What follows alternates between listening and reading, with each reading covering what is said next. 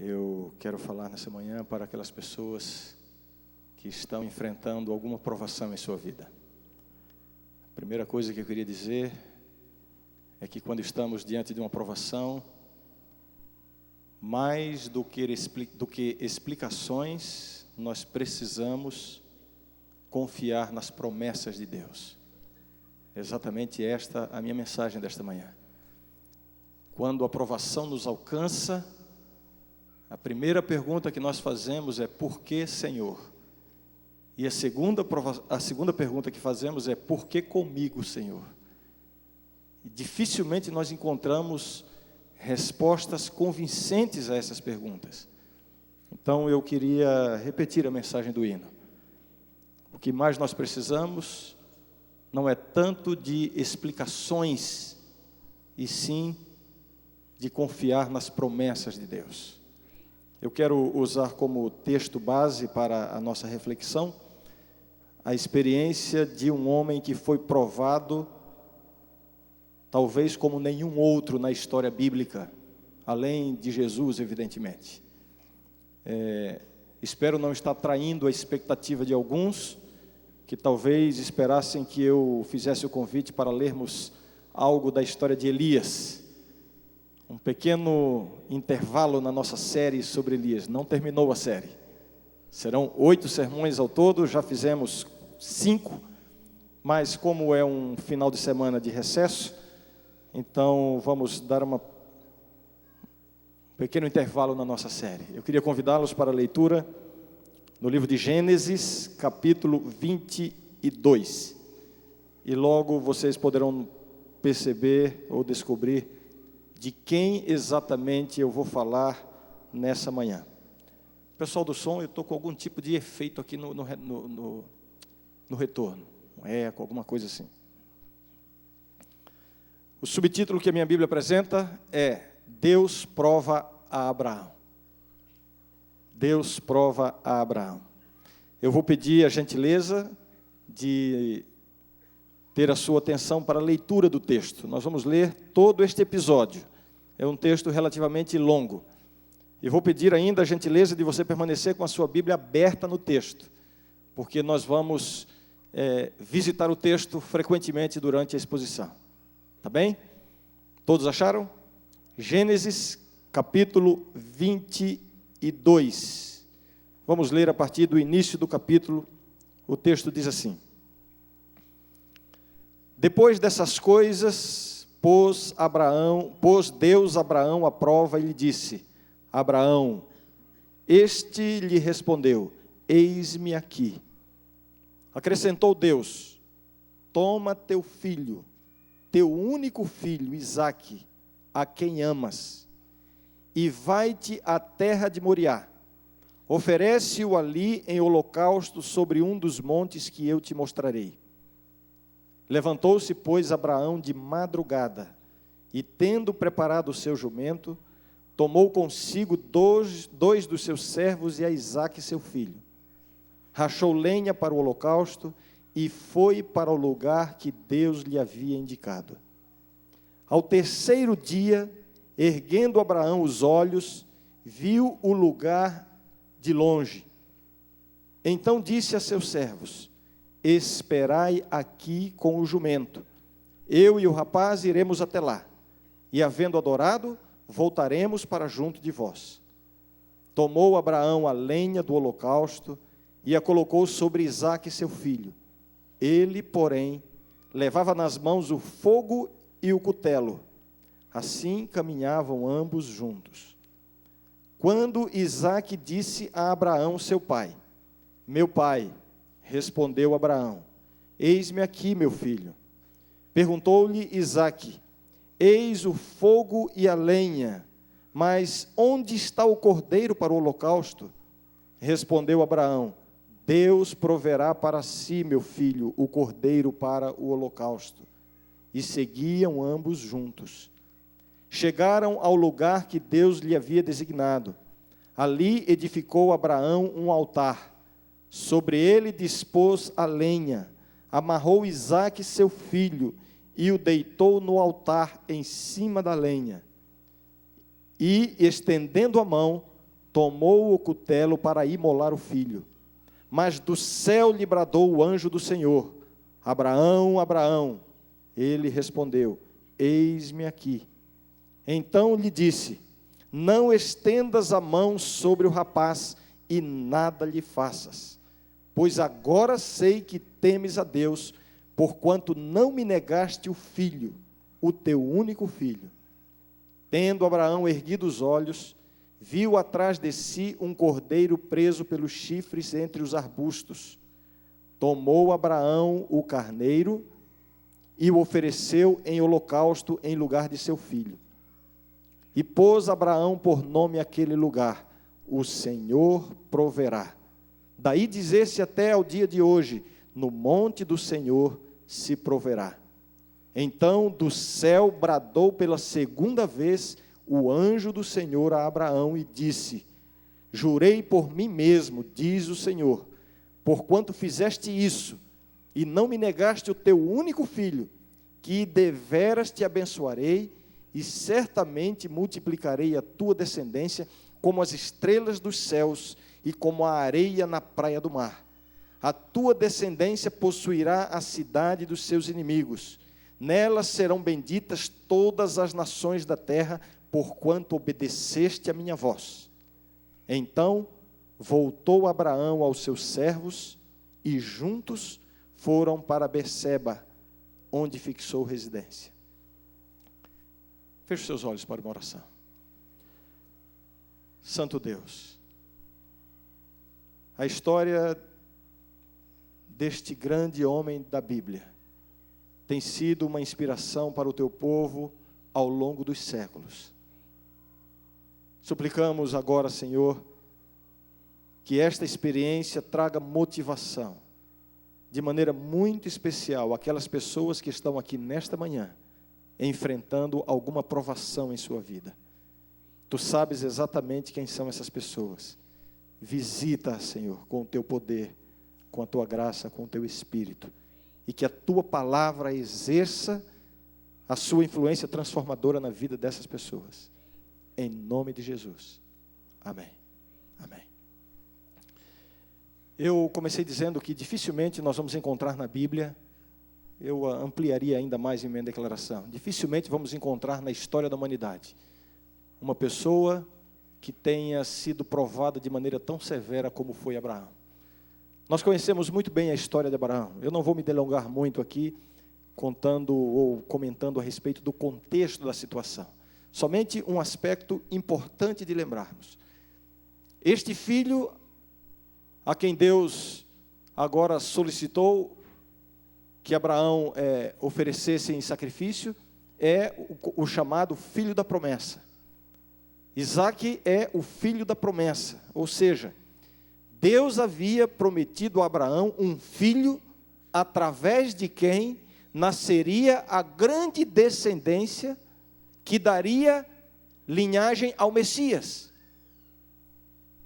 Portanto, havia uma tremenda expectativa em Abraão e em sua esposa Sara em relação ao filho Isaque. Nós sabemos que Abraão e Sara cometeram falhas no que diz respeito à sua confiança na promessa de Deus. Deus havia prometido que Abraão seria o pai de uma grande descendência. Abraão e Sara, já muito idosos, não confiaram em Deus. Nós sabemos que a própria Sara sugeriu que Abraão se deitasse com a serva, para então ter o filho, porque ela, Sara, não poderia ter filhos. De alguma forma, Abraão e Sara se uniram na tentativa de ajudar Deus a cumprir a sua promessa. E eu tenho chegado a uma conclusão, através dessa experiência, através de muitas experiências em minha própria vida. Toda vez que a gente tenta dar uma mãozinha para Deus, olha, quase sempre a gente mais atrapalha do que ajuda. É verdade ou não é? Quase sempre a gente mais atrapalha do que ajuda. Mas a grande verdade é a seguinte: Abraão foi severamente provado em sua fé.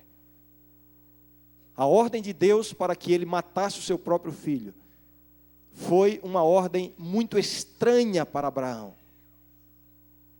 Mas diante de tal provação, nós lemos a história e vimos que Abraão saiu plenamente vitorioso. A experiência de Abraão nos revela a sua vitória sobre esta provação tão intensa. A experiência de Abraão nos ensina uma grande lição. Por mais severa que seja a provação pela qual você está passando, é possível sair plenamente vitorioso. Puxa, eu esperava ouvir um amém aqui da igreja. Talvez eu esteja falando para o público errado. É possível que hoje aqui não haja ninguém passando por uma provação em sua vida. Será que é isso que está acontecendo? Não creio. A coisa mais certa da vida do cristão se chama provação. A provação faz parte da experiência cristã. Temos que fazer uma distinção entre provação e tentação. A tentação vem do diabo e a provação vem de Deus. A tentação é o esforço de Satanás para despertar o que há de pior em nós. A provação é o esforço de Deus para despertar o que há de melhor em nós. Essa é a diferença. As tentações vêm de maneira muito semelhantes para todos nós, mas as provações vêm de maneiras muito diferentes. Deus tem a maneira exata de permitir as provações em nossa vida. E eu queria dizer uma coisa para você. Antes de se queixar de Deus porque você está passando por uma provação, agradeça a Deus. A provação é, antes de qualquer coisa, um elogio de Deus. Deus só permite uma provação sobre você quando Ele vê que você é capaz de vencer essa provação. Quando Ele vê que essa provação fará de você uma pessoa melhor. Portanto, quanto maior for a provação, receba isso como um grande elogio de Deus. Porque Deus está vendo que você tem maturidade para enfrentar essa provação. Você tem estrutura espiritual para enfrentar essa provação. É por isso que a provação deve ser vista por nós como um elogio de Deus. Você é forte no poder de Deus.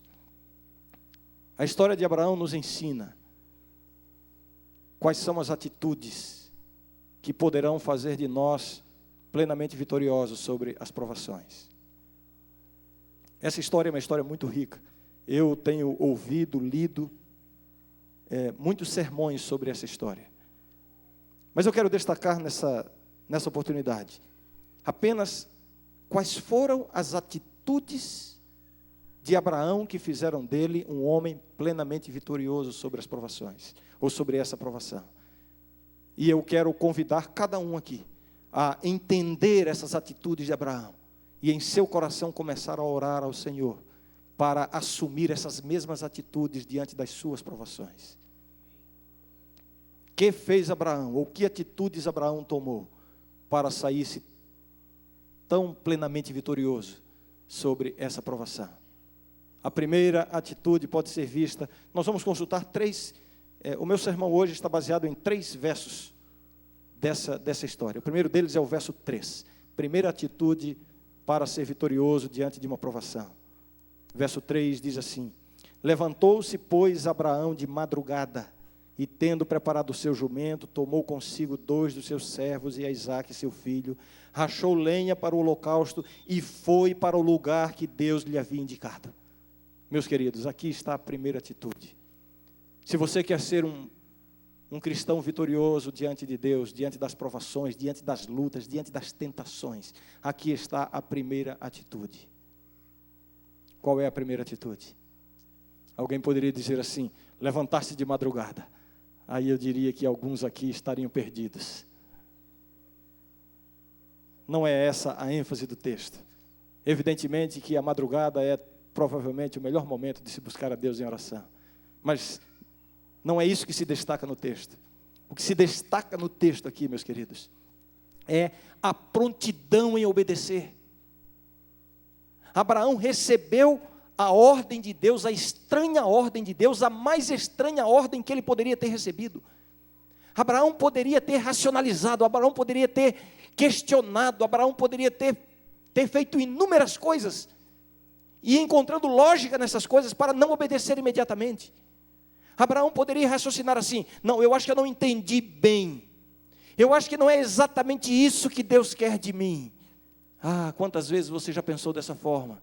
Você consegue discernir a voz de Deus, mas você fica tentando enganar-se a si mesmo, tentando se convencer de que talvez não seja exatamente isso que Deus queira de você.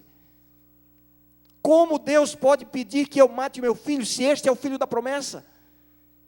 Como poderei eu fazer tal sacrifício, se através desse filho vai nascer o Redentor do mundo? Em tua descendência serão benditas todas as famílias da terra, diz a palavra de Deus. Assim Abraão poderia encontrar 1001 justificativas para não obedecer a Deus imediatamente. Abraão poderia até buscar uma prova de Deus. Senhor, eu ouvi, mas eu acho que eu não ouvi bem. Ah, Senhor, me revela de novo, aparece de novo. Ah, quantas vezes nós fazemos isso? Um pouquinho de retorno para mim, Joelson. Quantas vezes nós ficamos tentando adiar a obediência? Quantas vezes nós ficamos tentando justificar a nossa demora em cumprir a vontade revelada de Deus para nós? Agora você quer aprender uma das maiores lições que um cristão pode aprender na sua vida? Você quer aprender, se você ainda não aprendeu? A lição é a seguinte: se você quer ser um homem vitorioso aos olhos de Deus, se você quer ser uma mulher de Deus, um jovem poderoso nas mãos de Deus, primeira lição: obedeça à vontade revelada de Deus. Eu não estou aqui tratando de justificação pelas obras, eu não estou aqui tratando de salvação pela própria obediência, não é nada disso sobre o que eu estou falando. Eu estou dizendo o seguinte: que o maior perigo na vida de um cristão, escute o que eu vou falar, abra o seu ouvido e mantenha a sua atenção aqui. O maior perigo na vida cristã consiste em você conhecer a vontade de Deus e não fazer a vontade de Deus.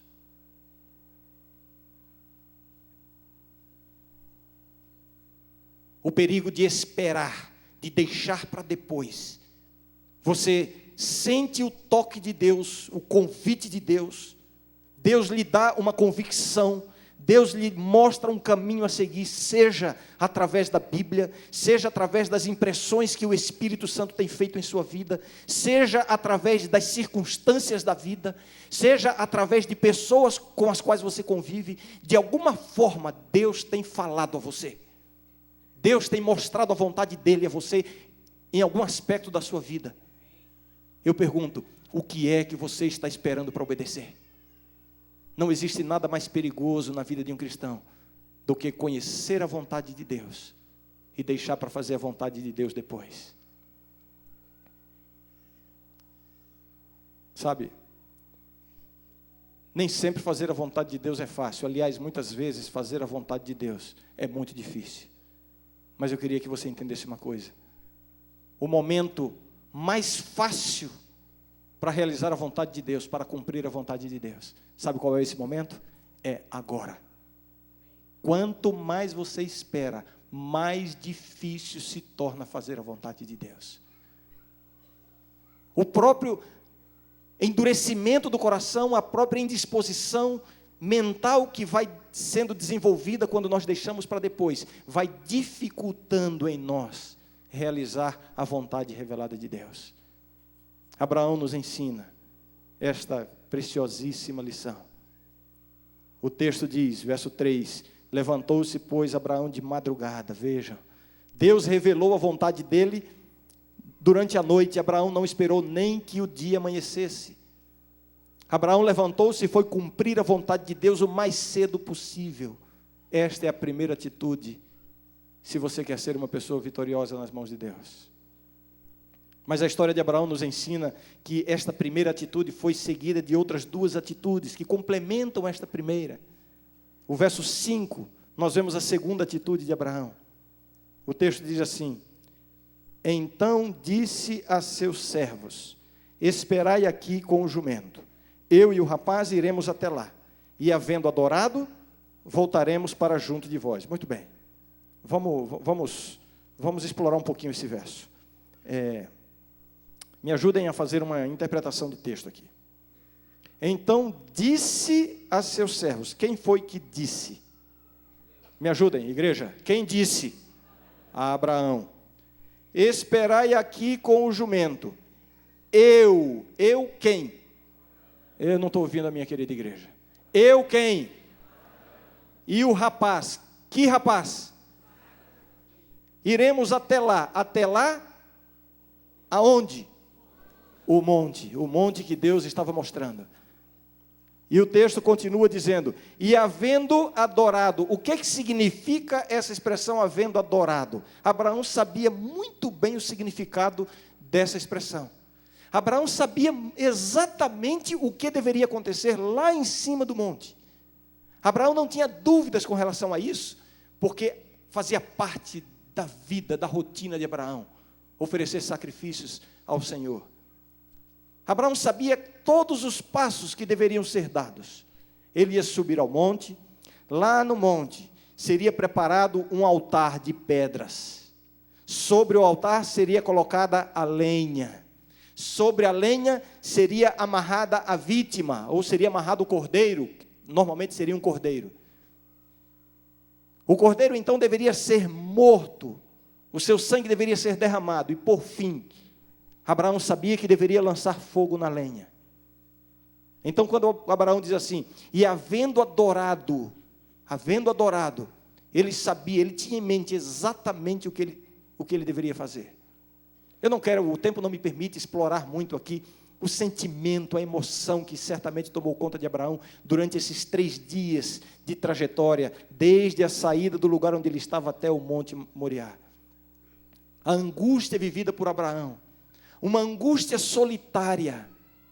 Abraão não contou a história nem mesmo para Sara. De alguma forma, Abraão tinha receio de que Sara, no seu instinto materno, se interpusesse entre ele e a ordem de Deus.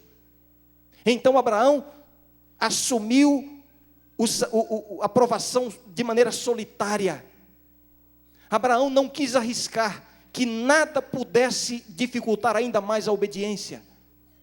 Abraão sabia evitar circunstâncias que dificultam a nossa vida com Deus. Você tem aprendido isso na sua vida?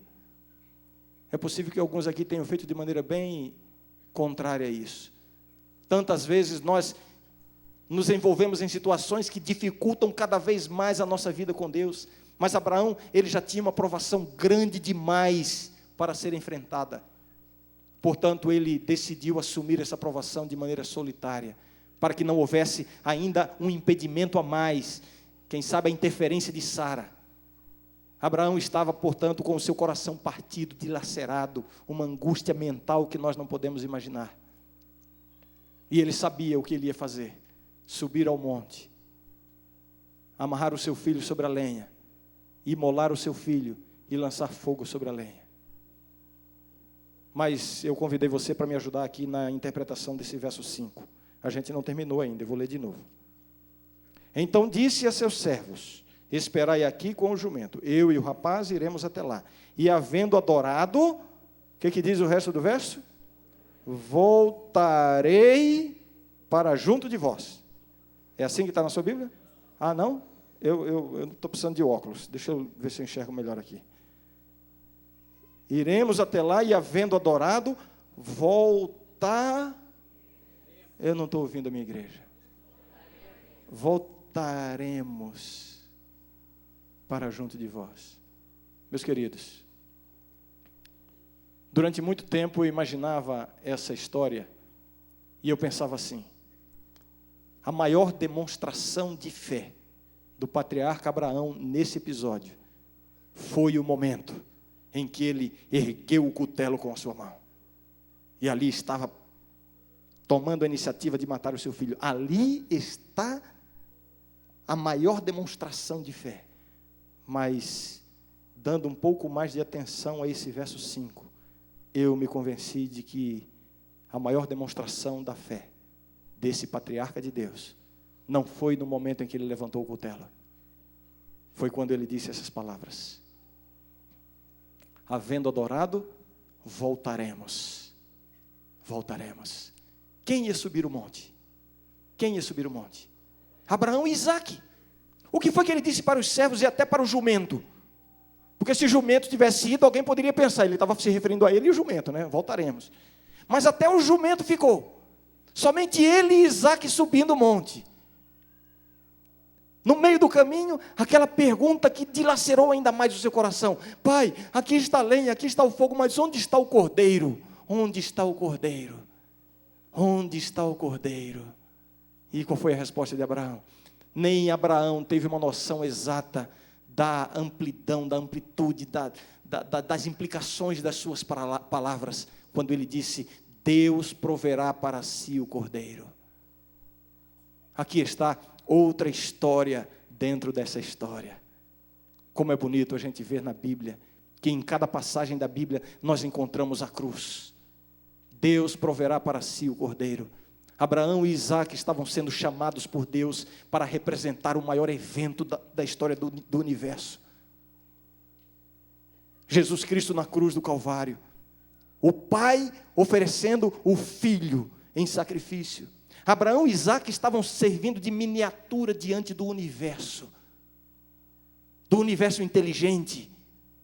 Eles estavam servindo de demonstração do sacrifício de Jesus Cristo na cruz do Calvário. A angústia, o sofrimento, o desprendimento, o amor de um pai a oferecer o seu filho.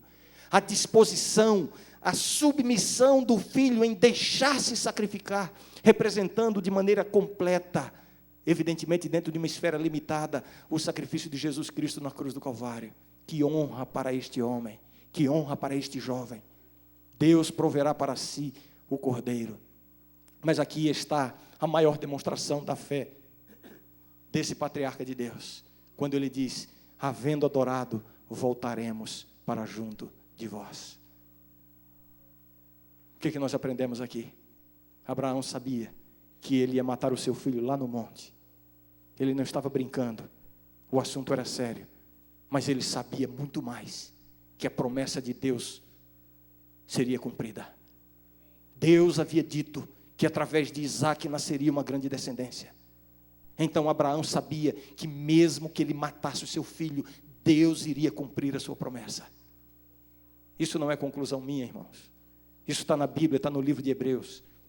Lá é dito que Abraão sabia que Deus poderia até ressuscitar seu filho dentre os mortos. Sabe qual é a atitude interior que levou Abraão a ter essa disponibilidade, essa disposição, essa iniciativa? Crer na intervenção divina. Vejam agora, vamos somando as atitudes de Abraão. Eu anunciei aqui 3 atitudes, me referi às 2 primeiras já. A primeira delas qual é? Prontidão para obedecer. Fazer a vontade de Deus na hora que você conhece a vontade de Deus. Andar no caminho de Deus no momento em que Deus convida você a andar no caminho de Deus. Mudar alguma coisa na sua vida no momento em que Deus lhe mostra que isso precisa ser mudado. Tomar uma decisão importante no momento exato em que Deus lhe revela que decisão você precisa tomar. Enfim, prontidão para obedecer à vontade de Deus. Mas sabe por que Abraão teve essa prontidão? O verso 5 nos mostra. Porque Abraão acreditava que quando nós estamos obedecendo a Deus, Deus, ouça o que eu vou falar. Ouça o que eu vou falar. Deus nunca nos deixa sozinhos na obediência. Deus nunca nos deixa sozinhos na obediência. Por isso que Abraão disse: havendo adorado, nós voltaremos. Ele sabia que Deus iria agir. Ele sabia que mesmo que ele imolasse Isaque, queimasse o corpo de Isaque, ele desceria com Isaque, porque Deus havia prometido que através de Isaque nasceria uma grande descendência. Ele sabia que acontecesse o que acontecesse, Deus iria agir. Eu vou repetir: Deus nunca vai deixar você sozinho quando você estiver obedecendo a Ele. Creia na intervenção divina. Creia e confie em que quando Deus lhe dá uma ordem, quando Deus lhe mostra um caminho, quando Deus lhe pede algo, é para você fazer. Por mais difícil que seja, faça, decida, ande, dê o primeiro passo, porque Deus não vai lhe deixar sozinho. Ele vai lhe acompanhar. Se for necessário, Ele vai até ressuscitar mortos, para que você siga no caminho da obediência. Que homem vitorioso, porque ele assumiu essas atitudes. E finalmente a terceira atitude de Abraão, que se soma a essas duas primeiras. São passos sucessivos e crescentes. Vejam, ele recebe a ordem de Deus, a ordem mais difícil que ele poderia receber na sua vida, mais difícil do que a primeira ordem, quando ele foi chamado, sai da tua terra e da tua parentela. Ali começou o convite de Deus para que Abraão se tornasse um gigante espiritual. Abraão já avançado em anos, e agora Abraão, já muito idoso. Isso mostra, meus queridos, que Deus sempre terá grandes experiências para os seus filhos, mesmo se você está avançado em idade. Não pense que os planos de Deus para você já acabaram. Deus ainda tem coisas grandiosas para cada um de nós. Abraão recebe a ordem de Deus, obedece imediatamente. Ele evita todas as situações que podem, de alguma maneira, dificultar a obediência. Ele nem conta para Sara, porque se a obediência já é difícil no momento da provação, ele não queria que nada mais dificultasse a obediência. Por que ele obedeceu de maneira tão pronta, tão imediata, tão completa? Por que ele obedeceu? Sabe por quê? Porque ele confiava na intervenção de Deus. O verso 5 nos mostra: havendo adorado, voltaremos para junto de vós. Ele sabia que Deus não lhe abandonaria enquanto ele estivesse obedecendo ao Senhor. E o verso 10 nos mostra o ápice dessa história, o ponto culminante. Como é que diz aí? Sabemos o que aconteceu. Ele subiu, preparou o altar, como eu já descrevi aqui, a lenha, etc. Uma das coisas mais impressionantes da história é o fato de Isaac ter se submetido. Nós vemos aqui o valor, o poder de uma educação, da educação cristã. Isaac confiava tanto no Deus de Abraão, seu pai, confiava tanto no seu pai como um homem de Deus, que ele se submeteu voluntariamente. Ele não foi forçado a isso. Imaginem, Abraão, um homem idoso, velhinho, Isaac, um jovem, forte, robusto, vigoroso, ele se submeteu voluntariamente. E agora sim, chega o momento. O verso 10 diz assim: e estendendo a mão, tomou o cutelo para imolar o filho.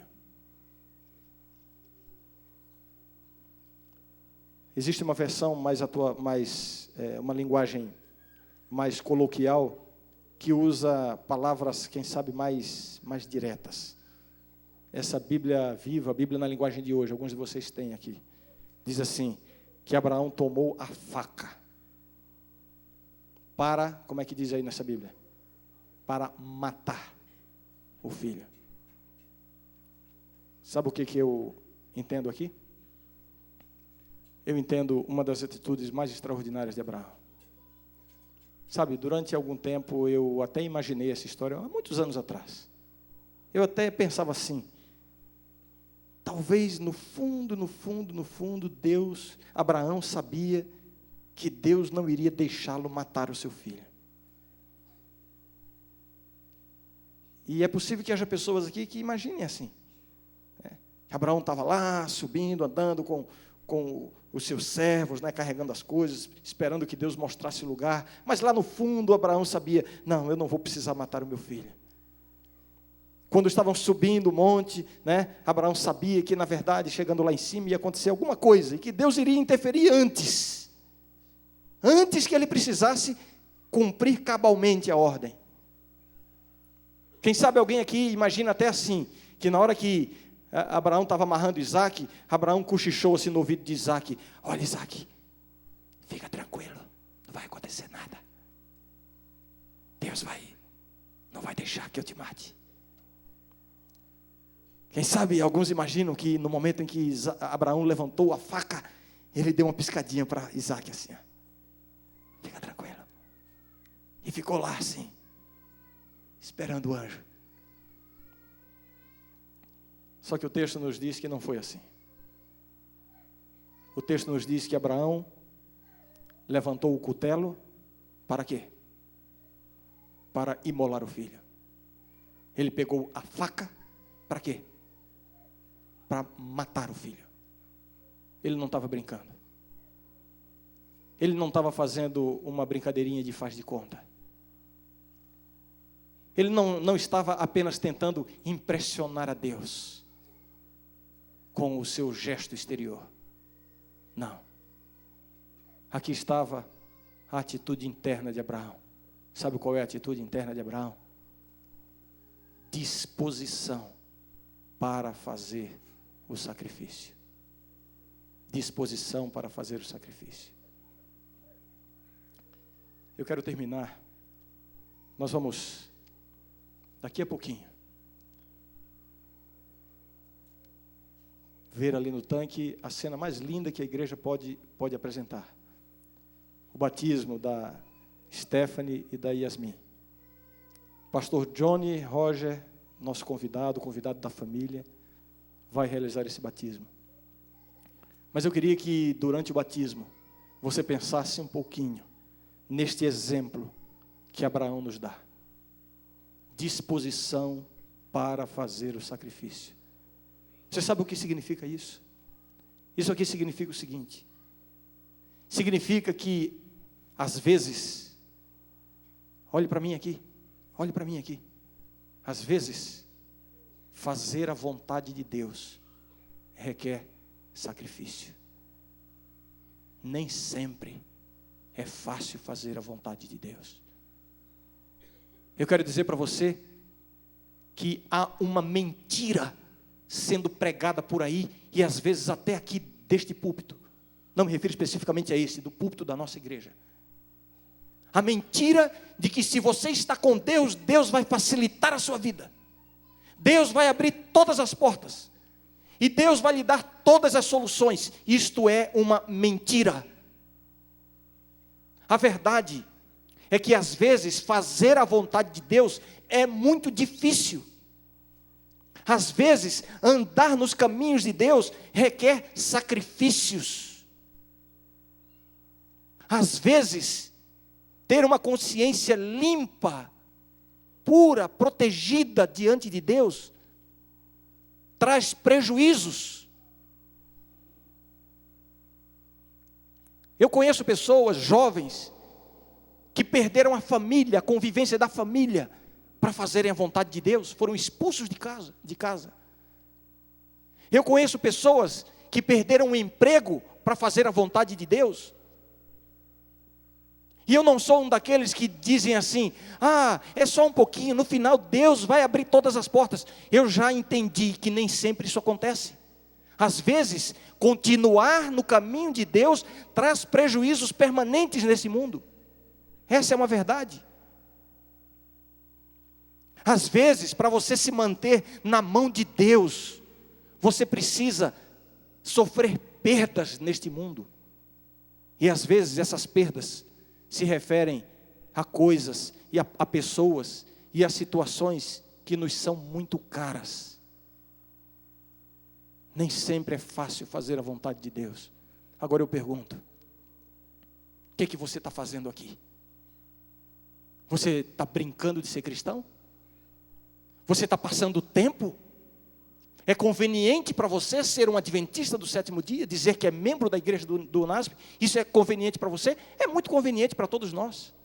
Isso nos traz até algum status no universo em que nós vivemos. Mas o que é que você está fazendo aqui? É isso que você quer? Você quer resumir a sua vida cristã a isso aqui? Ou você quer ter uma experiência real com Deus? Uma experiência de vitória? Uma experiência de conquistas, uma experiência de crescimento, uma experiência de vitória sobre o pecado. Aliás, como é que anda a sua vida em relação a esse assunto? O que é que você está fazendo aqui? O que é que você quer com Deus?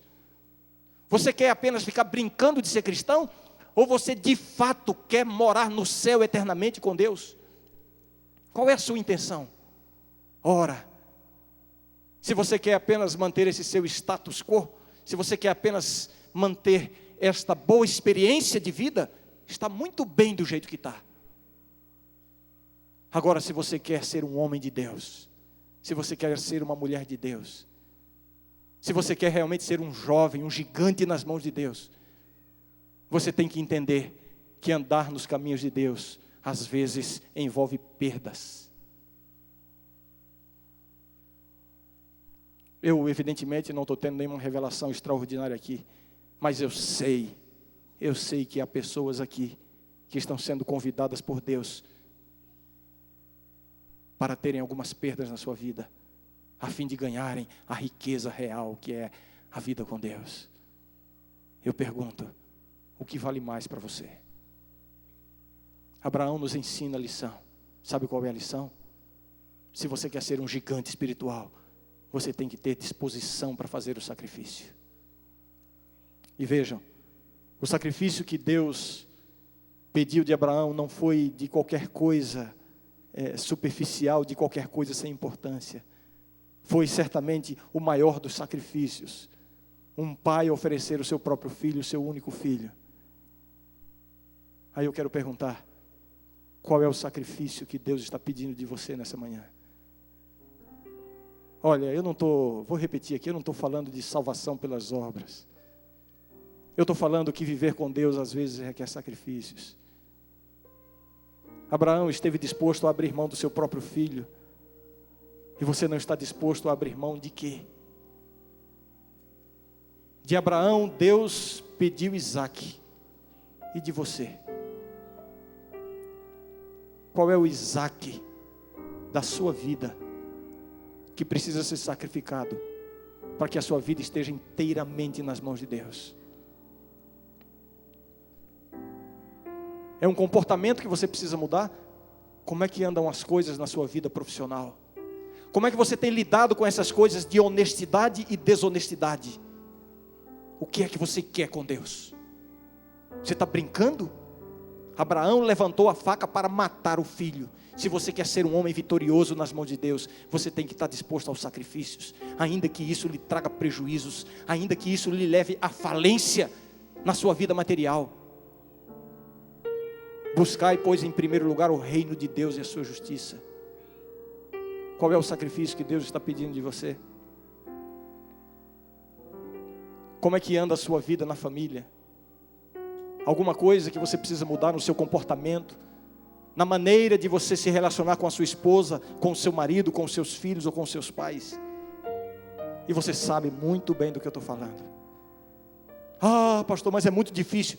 Eu não estou dizendo que é fácil, mas eu tenho certeza de uma coisa: é mais fácil do que o que foi pedido para Abraão. Se Abraão conseguiu, Deus vai lhe dar o poder para você conseguir também. Você pode ser vitorioso, mas você tem que estar disposto a fazer o sacrifício, a humilhar-se, a dar o braço a torcer, a pedir perdão, a buscar reconciliações. Qual é o sacrifício que Deus está pedindo de você? O que é que você está fazendo aqui? Será que tem alguém aqui precisando sacrificar um relacionamento que você sabe que Deus não aprova? O que é que você está fazendo aqui? Está esperando Deus mudar de ideia? Abraão está dizendo para você o que é que você tem que fazer. Sabe o que é que você tem que fazer? Obedecer a Deus no momento em que você tem o discernimento da vontade de Deus. Não deixe para amanhã, resolva isso hoje. Resolva isso agora na sua mente e na primeira oportunidade que você tiver, de maneira real. Não deixe para depois. Agora você pode ter certeza de uma coisa: em todas essas situações, seja para ter prejuízos financeiros, seja para romper relacionamentos caros para você, seja para mudar uma atitude no seu trabalho, na sua família, seja para abandonar uma mentira, seja para corrigir um traço de caráter, não importa. No momento em que você decidir colocar a sua vida de acordo com a vontade de Deus, Deus não vai deixar você sozinho. Deus vai agir. Deus não vai abandonar você sozinho na obediência. Deus estará ao seu lado. Mas para que isso aconteça, você tem que estar disposto a fazer o sacrifício. Nós vamos ouvir uma canção agora. Durante a canção nós vamos assistir ao batismo. Depois eu vou fazer uma oração final aqui. Mas eu queria que em todos esses momentos agora cada um ficasse pensando e buscando de Deus essa experiência. A experiência de uma vida inteiramente consagrada ao Senhor.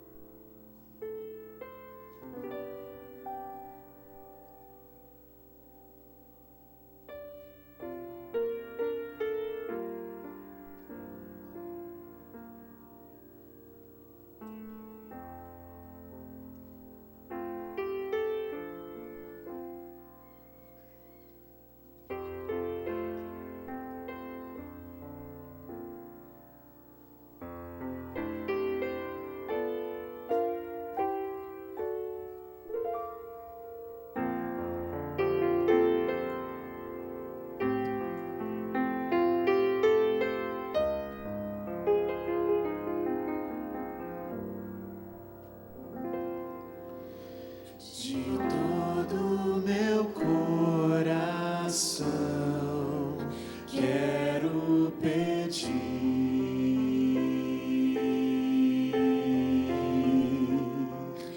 que Deus possa vir morar em tua vida,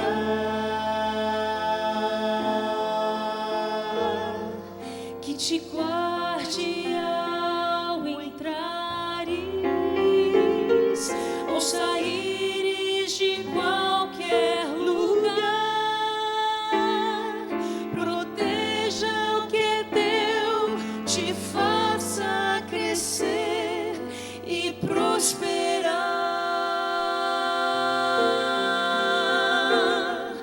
que seja o teu viver só do Senhor, só do Senhor,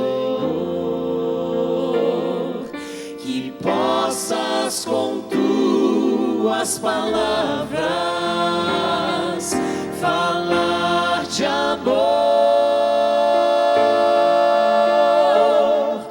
mas se peço pra Deus te guardar, preciso também te dizer, permite que Deus transforme teu viver.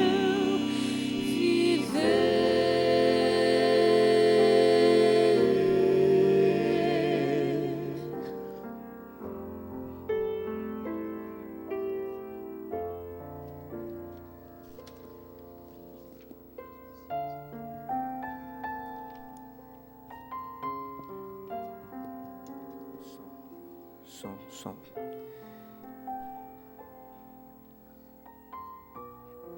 Meninas,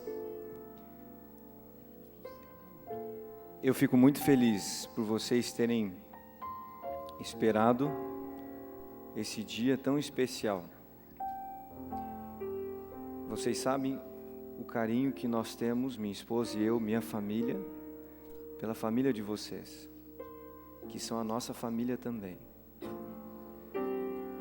E eu queria que vocês olhassem bem para os seus pais. Vocês sabem onde eles estão? Olha lá. Olha bem para eles. Venham aqui, Ingrid, Alexandre, Simone. Fiquem mais perto aqui do tanque. O quanto eles sonharam com esse momento. E hoje ele se torna realidade. Mas não foi só o Alexandre e a Simone, como pais, e a Ingrid. Meninas, vocês não podem ver, eu não posso ver. Assim como aquele servo de Eliseu não podia enxergar. Mas Eliseu orou ao Senhor e pediu que Deus abrisse os olhos do seu servo. E quando ele passou a enxergar de fato, ele viu que as colinas ao seu redor estavam repletas de soldados do exército dos anjos de Deus. Nós não podemos ver, vocês não podem ver, mas aqui conosco, ao lado de seus pais, cercando esta igreja, no meio das pessoas, às portas, nos bancos do coral, está uma assembleia de anjos poderosos, fortes, gloriosos, que vêm como mensageiros derramar sobre vocês as bênçãos que Deus há muito já tinha reservado. Pastor Ranieri falou hoje de sacrifício, e eu queria que vocês nunca se esquecessem de uma ilustração, que é verídica. Quando o conquistador espanhol chegou à América, que hoje é a América Central, junto com as suas embarcações, os seus homens, sabe qual foi uma das primeiras coisas que ele disse aos homens quando eles chegaram em terra firme? Queimem os navios que nos trouxeram para cá. Queimem as embarcações. Podia parecer estranho aqueles homens fazer algo desse tipo, afinal de contas eles não conheciam o que tinha naquelas matas fechadas. E quem sabe aquela embarcação seria a única maneira de voltar para casa. Mas aquele conquistador, aquele líder, queria dizer para eles o seguinte: vocês chegaram hoje aqui para nunca mais voltar. Jesus quer esse mesmo compromisso de vocês, Yasmin e Stephanie. Vocês chegaram aqui hoje para nunca mais voltar atrás. Vocês vão continuar, pela graça de Deus, com a sua misericórdia, o seu poder, firmes, até muito breve, a volta de Jesus. É isso que vocês querem? É isso que vocês desejam? Amém.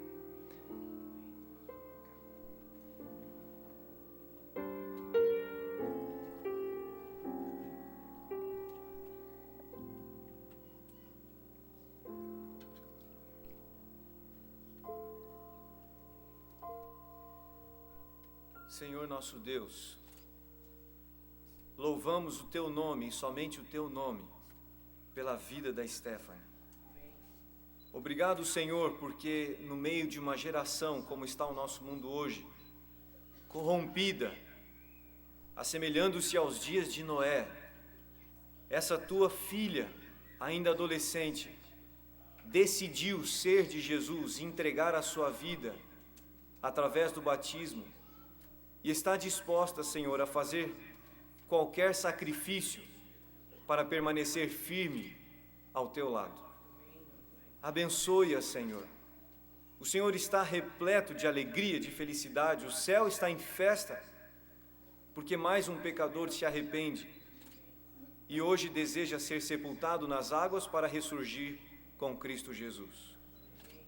Dê a ela força, coragem para continuar sendo diferente neste mundo tão comum, tão igual, sendo uma serva fiel, sincera, leal de Jesus Cristo e alimentando sempre no seu coração a esperança de abrir os braços ao céu, erguendo a voz e dizendo: este é o meu Senhor, a quem eu aguardava. Abençoe-a, Senhor, aceite esse sacrifício, essa entrega da vida da Tua filha. Como ministro do Evangelho, eu Te louvo e Te agradeço pelo privilégio, pela honra de batizá-la neste momento, em nome do Pai, do Filho e do Espírito Santo. Amém.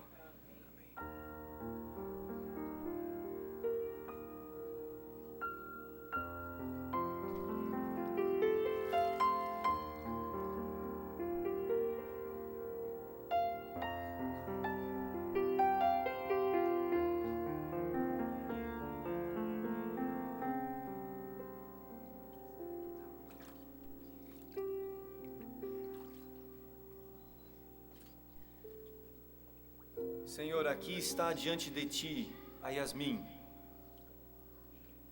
como uma flor, Senhor.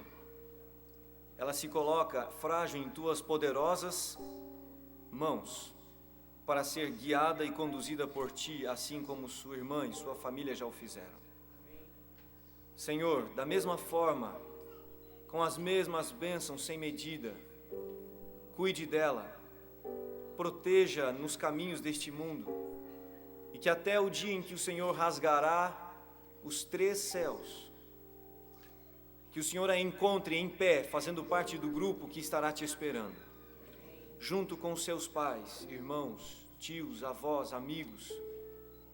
Ó Deus, sustente-a com a Tua destra fiel, e que assim como a sua irmã, ela seja uma menina diferente, acompanhada, guiada e protegida pelos Teus anjos. Senhor, como ministro do Evangelho, mais uma vez eu Te louvo e Te agradeço pelo alto privilégio, Senhor, e de batizá-la neste momento em nome do Pai, do Filho e do Espírito Santo. Amém.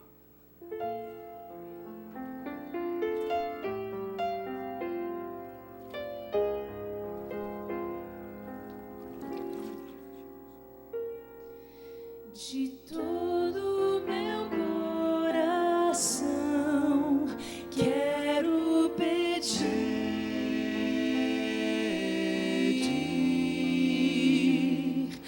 que Deus possa vir morar em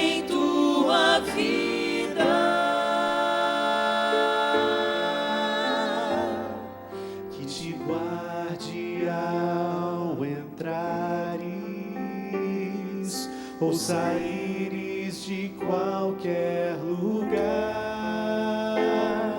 Proteja o que é teu, te faça crescer e prosperar. Que seja o teu viver só do Senhor, só do Senhor. Que possas com tuas palavras falar de amor. Mas se peço pra Deus te guardar, preciso também te dizer: permite que Deus transforme teu viver,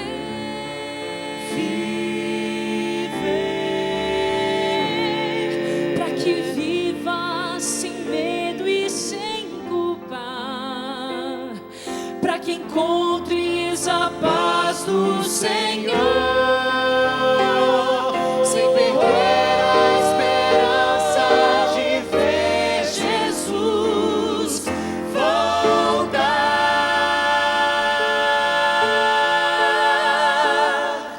Eu peço pra Deus te guardar, mas preciso também te dizer: permite que Deus transforme teu viver.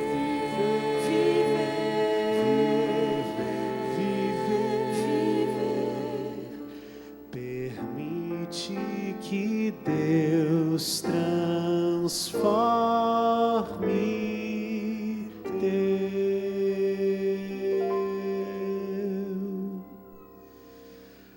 viver.